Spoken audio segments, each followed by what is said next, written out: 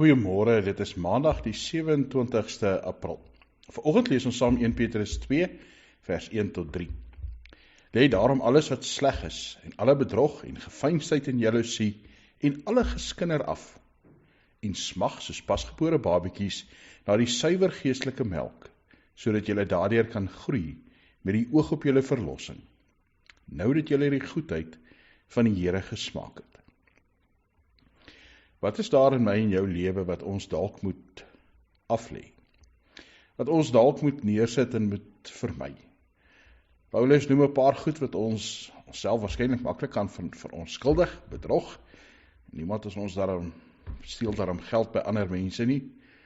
Geveinsdheid, jaloesie, dat ons bekleierig is of jaloers is, dat ons skinder nie. Ja, skinder is nie om onwaarhede te vertel nie, maar om waarhede te vertel met die doel om mense seer te maak. Paulus sê, hierdie gedrag hoort nie by Christene nie. En dalk moet ons verder kyk in ons lewe, en is al meer goed wat ons lewens raak, wat ons dalk moet aflê, en anders oordink en doen.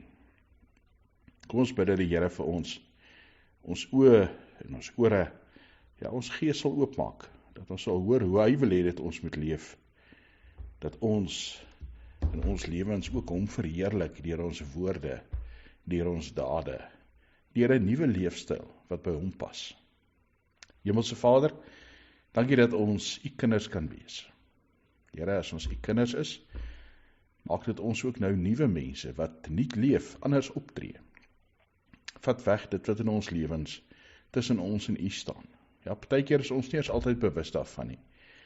Here, mag ons deur die Gees dit raak sien. Here, dit bely en dan ook dit vermy, nuut leef vir u. Dankie dat ons vir mekaar kan bid, as gemeente, as gelowiges. Here, en vra dat u vir ons sal krag en wysheid gee. Dat ons u koninkryk sal laat kom. Here, maar dat ons ook in die wêreld waar ons is, u liefde sal raak sien en uitleef. Ons bid vir mekaar, ons bid vir ons land, vir 'n wêreld wat op sy kop is met oorloë en ekonomie wat agteruitgaan in krisisse.